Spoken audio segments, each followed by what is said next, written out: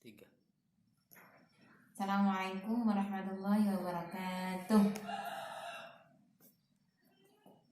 Apa kabar ibu-ibu? Sehat? Sehat semua ya. Pada kesempatan kali ini kita melanjutkan belajar materi lanjutan dari kemarin ya. Sekarang waktunya modul 4. Terkusannya kemarin. Sekarang modul 4, modul tentang perlindungan anak.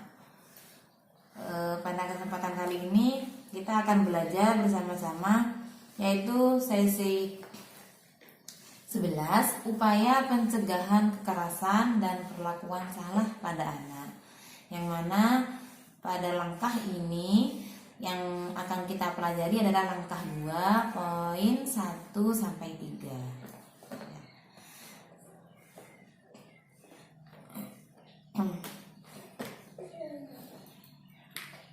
Ya, jadi pada pertemuan kali ini kita akan membahas tentang apa itu anak, yang dinamakan anak itu apa, hak-hak anak itu apa,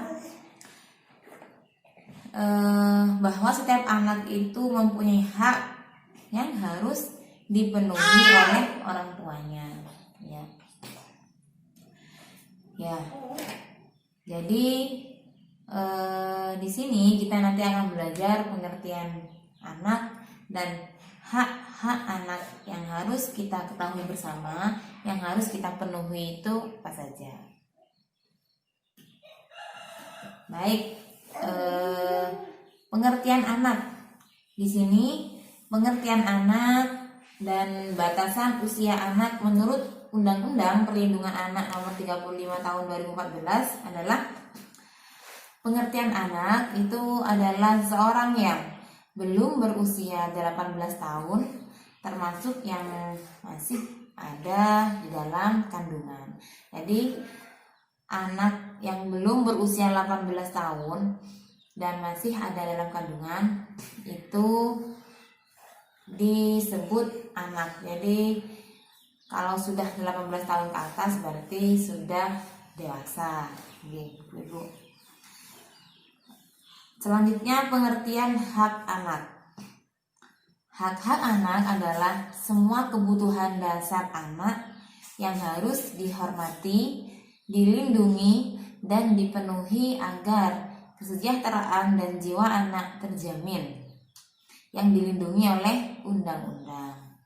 Hak-hak anak di sini meliputi hak hidup, hak tumbuh dan berkembang, dan hak perlindungan serta hak berpartisipasi. Hak hidup. Yang pertama ya Bu, kita pelajari satu persatu. Yang pertama yang harus dipenuhi oleh anak kita itu adalah hak hidup. Hak hidup itu apa? Hak atas kehidupan mereka, hak atas hidup dan kebutuhan dasar untuk keberlangsungan hidup mereka, seperti mendapatkan ASI eksklusif jika anak masih usia 0 sampai 6 bulan, imunisasi ketika anak umur 0 sampai anak umur 5 tahun, kita harus penuhi hak mereka dengan rutin membawa mereka ke posyandu. Makanan bergizi, kita harus memberikan makanan yang bergizi kepada putra-putri kita, karena itu juga menjadi hak mereka untuk dipenuhi. Perawatan kesehatan, jelas ya ibu-ibu. Jadi ketika anak kita sakit, kita pasti yang utama adalah mencarikan obat. Itu adalah hak mereka. Tempat tinggal yang layak. Jadi tempat tinggal yang layak ini juga merupakan hak yang harus dipenuhi oleh anak. Yang kedua, hak tumbuh kembang. Hak tumbuh kembang ini adalah hak untuk mengembangkan potensi secara penuh, mendapatkan pendidikan, termasuk pendidikan usia dini, kasih sayang, motivasi, rekreasi, kegiatan untuk mengembangkan minat dan keterampilan, dan kegiatan untuk mengembangkan potensinya. Jadi ternyata tumbuh kembang ini merupakan hak yang harus dipenuhi juga oleh seorang anak. Maksud kami dipenuhi oleh orang tua yang harus diterima oleh anak. Jadi kalau kita punya uang, kita sekali-sekali aja anak rekreasi itu tidak masalah ya Bu, karena itu juga merupakan hak anak yang harus dipenuhi. Karena kalau anak misal dituntut hanya untuk sekolah belajar, orang tua saja itu kan lama-lama bosan ya, apalagi anak-anak itu juga masa-masanya adalah masa-masa bermain. Jadi sekali-kali kita ajak rekreasi, jalan-jalan, bermain itu tak apa-apa ya. Yang selanjutnya adalah hak perlindungan. Yang nomor 3 adalah hak perlindungan. Hak perlindungan itu apa? Perlindungan anak untuk mencegah terjadinya bentuk kekerasan, penelantaran, dan eksploitasi.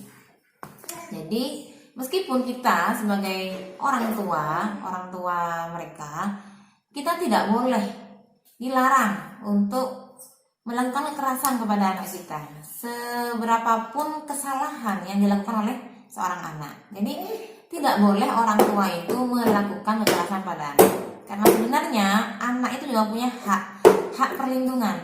Jadi hak yang harus dilindungi oleh orang tua mereka, oleh orang di sekitar mereka. Jadi tidak boleh menerima kekerasan, tidak boleh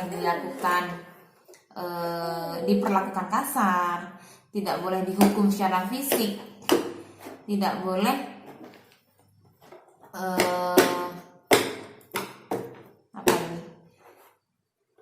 anak tidak boleh digunakan untuk kepentingan seksual dan ekonomi, seperti oleh orang tua diajak mengemis ya, itu kan tidak boleh. Jadi eksploitasi, memanfaatkan anak. Jadi anak dibawa untuk meminta-minta, mengemis, agar supaya mencari iba atau mencari perhatian dari seorang dan iba kepada kita, itu kan tidak boleh. Jadi kan banyak terjadi seperti di pasar-pasar, kita sering menemukan bahwa orang meminta-minta itu sambil gendong-gendong, sambil bawa anak. Itu sebenarnya tidak boleh Bu, karena anak itu mempunyai hak untuk dilindungi. Jadi anak tidak boleh dimanfaatkan untuk hal yang seperti itu ya. Jadi anak sebenarnya tidak boleh diperlakukan seperti itu. Yang selanjutnya, anak harus dipenuhi hak hidup dan tumbuh kembangnya. Ini jelas ya Bu, hak hidup dan tumbuh kembang seperti yang saya sampaikan tadi. Yang keempat adalah hak partisipasi. Anak harus dipenuhi hak partisipasinya. Apa itu? Memberikan kesempatan kepada anak untuk terlibat dalam hal-hal yang mempengaruhi hidup mereka sesuai dengan usia dan tingkat perkembangan anak. Lalu meminta pendapat dan dalam mengambil keputusan, misalnya sekolah, makanan, pola asuh, hobi atau minat dan lain-lain. Jadi hak partisipasi di sini adalah kita meminta pendapat kepada anak kita ketika anak itu mau masuk sekolah. Jadi tidak semerta-merta itu keputusan orang tua, tidak semerta-merta itu keinginan orang tua. Itu kita harus meminta pendapat kepada anak. Kita juga harus bertanya pada anak itu mau sekolah di mana, anak itu inginnya sekolah di mana. Itu juga kita harus terbuka kepada anak. Kita harus memberi kebebasan kepada anak itu mau sekolah di mana ya. Makanan, pakaian, ini saya rasa kita sebagai orang tua pasti ingin memberikan makanan yang terbaik untuk anak kita, yang bernutrisi, yang bergizi tentunya, agar putra-putri kita sehat. Pakaian, saya yakin juga kalau orang tua pasti ingin memberikan pakaian yang layak untuk putra-putri mereka. Selanjutnya pola asuh. Pola asuh, saya yakin pola asuh kita sebagai orang tua itu pasti yang terbaik yang diberikan oleh orang tua kepada putra-putrinya. Lalu hobi, minat, kita sebagai orang tua harus memberikan atau mengembangkan minat atau hobi yang dimiliki putra-putri kita. Hobinya apa? Kita kembangkan di situ. Karena itu sebenarnya adalah hak mereka yang harus kita penuhi. Jadi hak partisipasi yang harus dipenuhi oleh orang tua. Ya. Jadi itu ya ibu-ibu yang harus kita ketahui bersama, bahwa anak itu mempunyai hak-hak yang harus dipenuhi. Hak hidup, hak tumbuh kembang, hak perlindungan, dan hak partisipasi. Ya. Selanjutnya nanti pertemuan selanjutnya kita akan membahas modul 2 langkah 3. Terima kasih ibu-ibu waktunya. Terima kasih telah memperhatikan. Kurang lebihnya saya mohon maaf. Assalamualaikum warahmatullahi wabarakatuh.